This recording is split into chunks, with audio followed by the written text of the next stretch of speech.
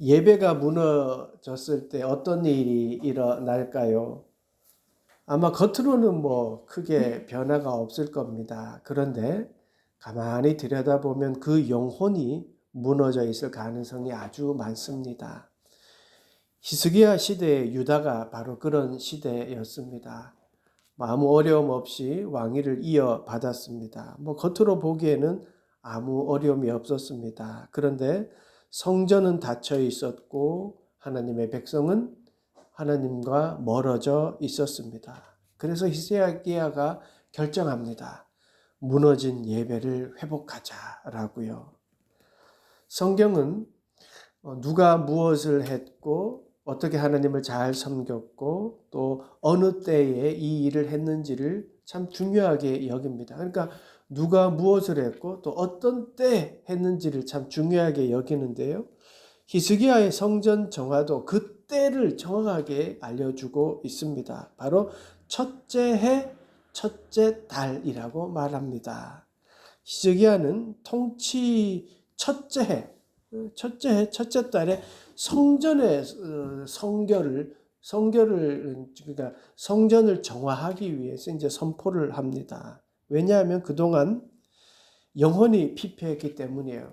그러니까 우상들로 성전이 더럽혀졌고 우상을 숭배하는 성전이 되어버렸기 때문입니다. 그래서 성전을 회복하기 위하여 선포했습니다. 히스기야는 맨 먼저 성전을 회복하기 위하여 선포합니다. 이 왕이라는 게 전권을 가진 왕이라고 하지만요.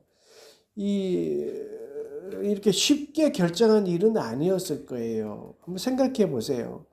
왕위를 이어받은 왕이 해야 할 일이 얼마나 많겠습니까?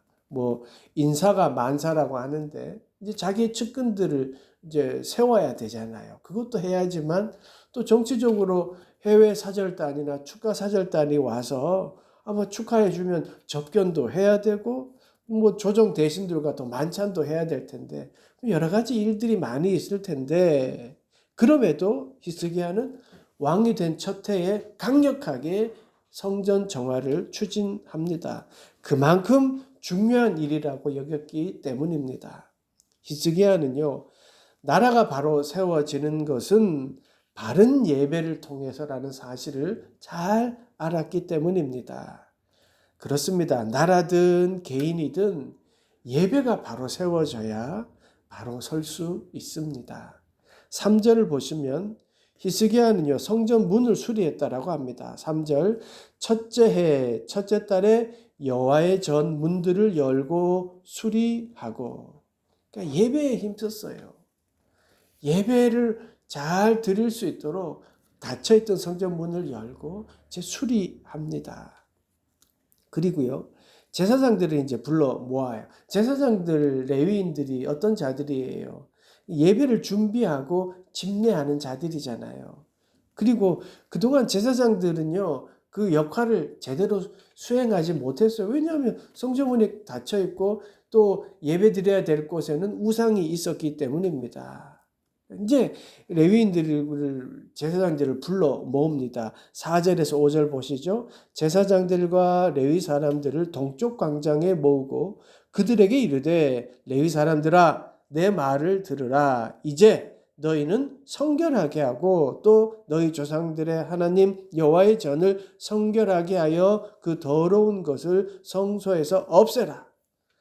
히스기야는요 성전 정화를 위해서 먼저 제사장들과 레위 사람들을 성전 동쪽 광장에 모읍니다. 그리고 첫째 명령, 첫 번째 한 명령은요 성결이에요. 히스기야는 제사장들과 레위 사람들에게 스스로 성결을 하라라고 명령합니다. 그러니까 스스로 돌아보게 합니다.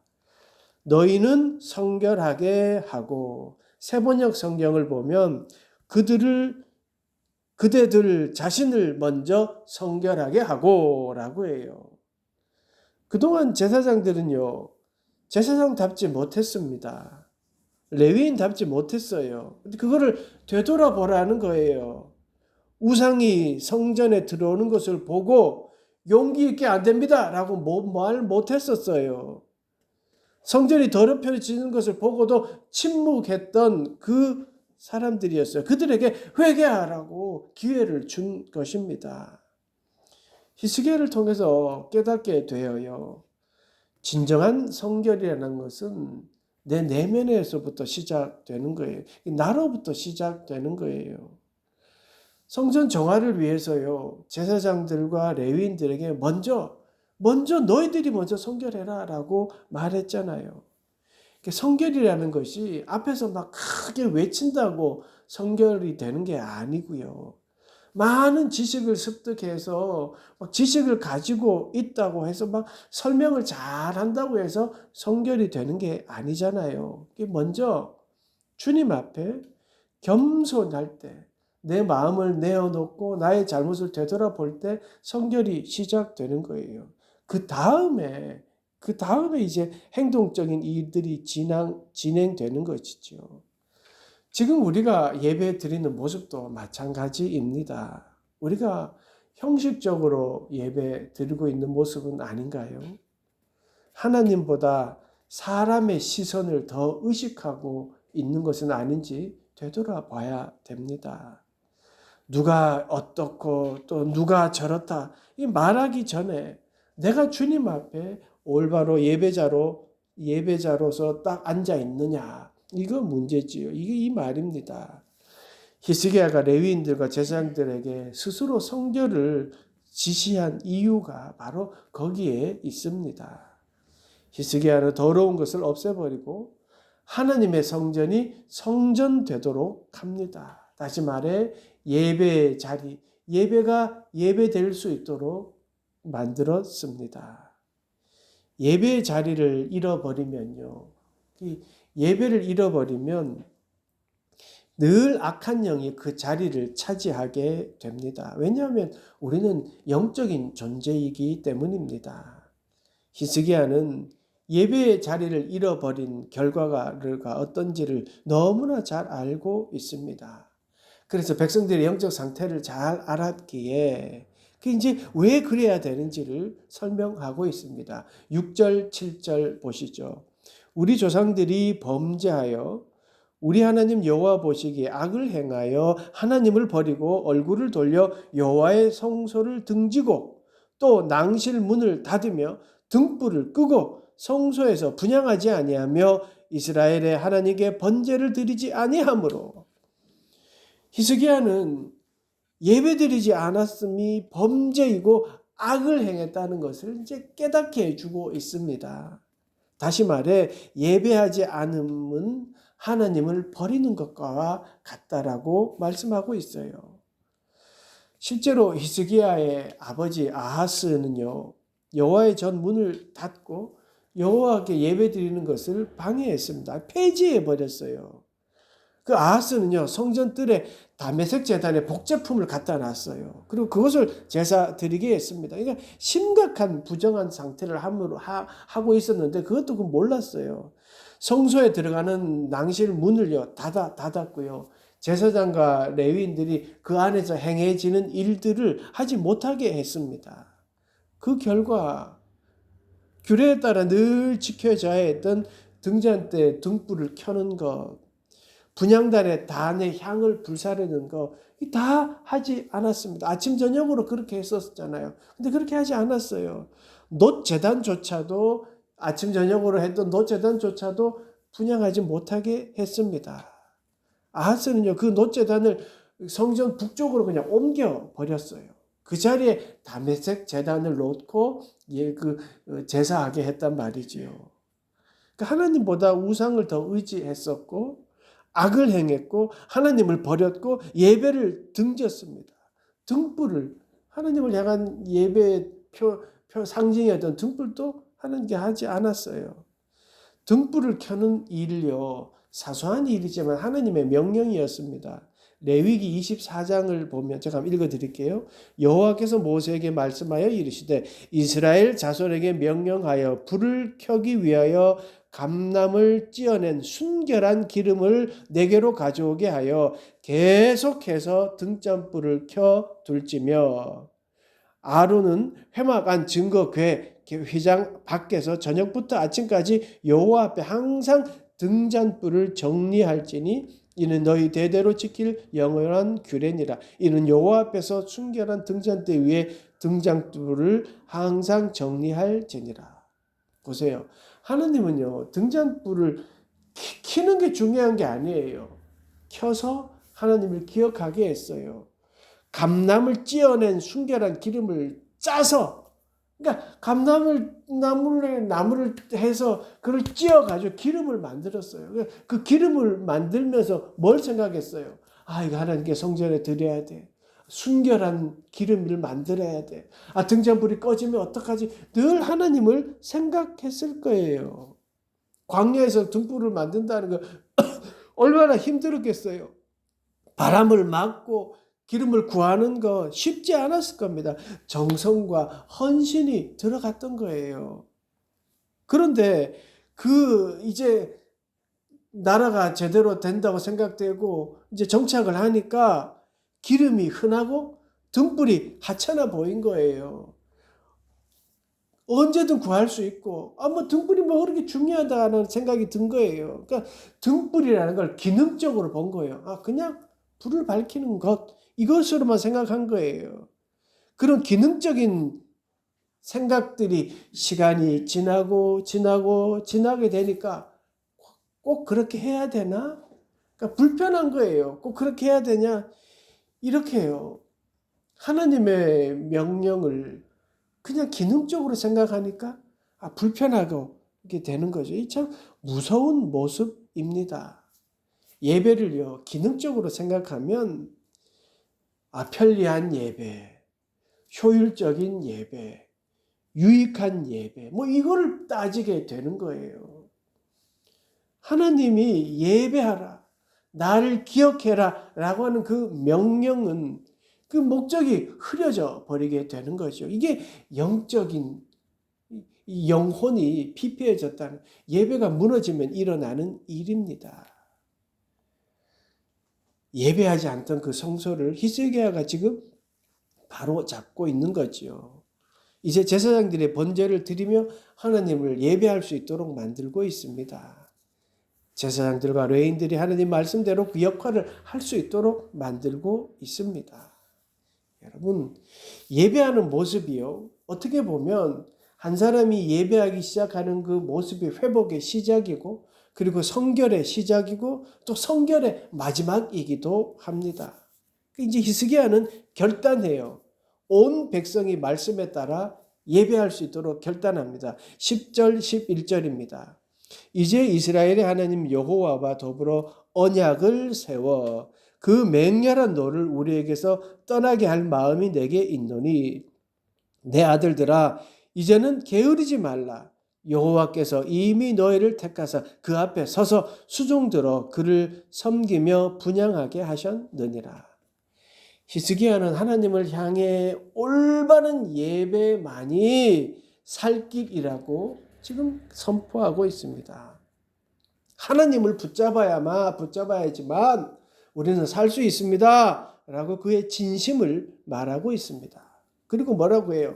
게으르지 말라. 게으르다라는 히브리어는요, 움츠리다라는 뜻이 있어요. 그러니까 적극적이지 않다는 거예요. 내 자신을 움츠리지 말라, 방심하지 말라라는 거예요. 늘 예배할 수 있다고 생각해서 방심하고 있는 거예요. 그리고 뭐 굳이라고 움츠리지 말라는 거예요. 그러니까 예배는요, 적극적이어야 합니다. 여러분도 적극적이니까 아침에 예쁘게 옷 입고 예배 나온 거잖아요. 하나님 예배는요, 하나님의 자녀만 누리는 축복이에요. 그 축복 앞에서 우리가 움츠리고 가만히 있으면 그거 어떻게 되겠습니까? 내가 원하는 때 언제든 예배할 수 있다라고 생각해서요, 예배를 쉽게 생각하지 마십시오.